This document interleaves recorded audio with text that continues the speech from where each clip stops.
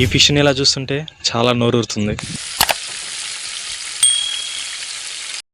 Hello guys, నమస్తే, welcome to our channel flowers of my village. Hi guys, ఈరోజు మేము చేయబోతున్నాం మా ఊరు కొండ మీద చేప ఫ్రై. అయితే వీడియోలోకి వెళ్ళిపోదాం, లెట్స్ గో.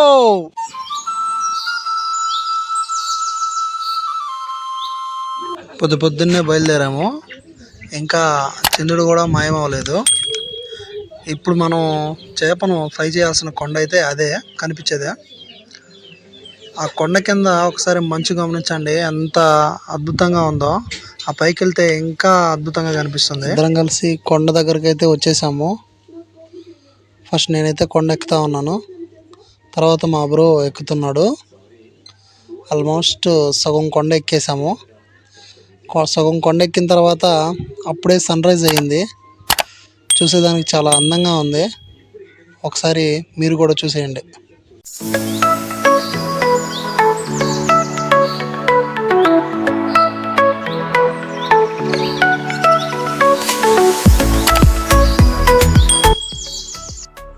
ఇంకా మేము ఎక్కాల్సిన కొండ అయితే ఇంకా అంత ఉంది.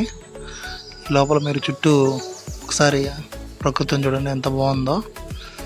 ఆ చెట్ల మీద మంచు చూడండి ఇంకా ఎంత బాగుందో. ఆ సన్ రైజ్కి ఆ మంచుకి గోల్డెన్ కలర్లో కనిపిస్తూ ఉంది.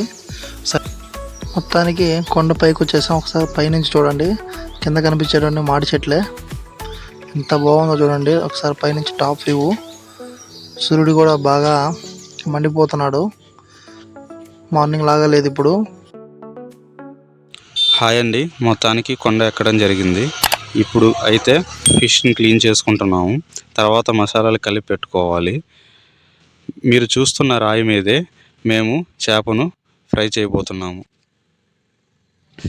మేము ఇంటి దగ్గర నుంచి వచ్చేటప్పుడే మసాలాలు కలుపుకొని వచ్చాము. ఇందులో ఏ ఇంగ్రీడియంట్స్ కలిపామో చెప్తాం, చూసేయండి. ముందుగా చేపని పసుపు వేసి కడగడం జరిగింది. తర్వాత కావలసిన ఇంగ్రీడియంట్స్ అన్నీ ఒకదాని తర్వాత ఒకటి కలపడం జరిగింది. పసుపు, కారము, ఉప్పు, ఇక్కడ చూస్తే మీరు ఆయిల్ కలపడం కూడా జరుగుతుంది. తర్వాత ధనియాల పౌడర్, చికెన్ మసాలా, అల్లం వెల్లుల్లి పేస్ట్, తర్వాత ఫైనల్గా మనకు కావలసిన పెరుగును కూడా యాడ్ చేస్తున్నాము. పెరుగు కావాల్సినంత కలుపుకోవాలి. రుచి కోసం ఇప్పుడు ఒక నిమ్మ దెబ్బని పిండుతున్నాను.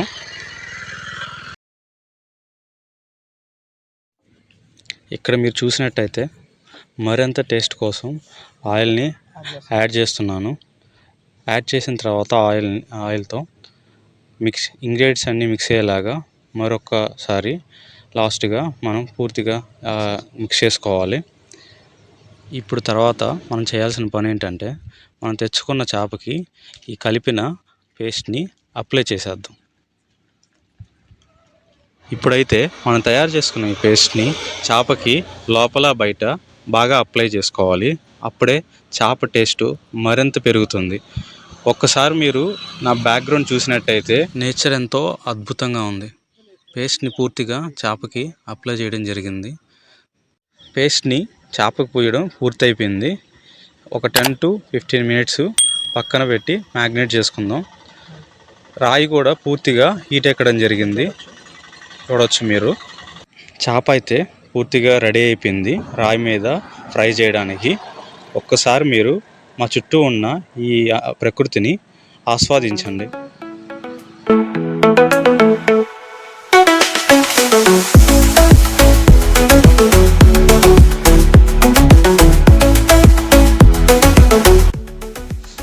రాయి బాగా హీట్ ఎక్కింది.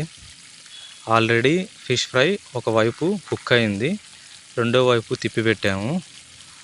మరింత టేస్ట్ కోసం నిమ్మరసం పిండుతున్నాను, మీరు ఇక్కడ చూడొచ్చు. మేమైతే ఈ ఫిష్ ఫ్రైని టేస్ట్ చూసాము, చాలా అద్భుతంగా ఉంది. ఇలాంటి మరిన్ని నేచర్ కుకింగ్ వీడియోస్ కోసం సబ్స్క్రైబ్ టు మై ఛానల్.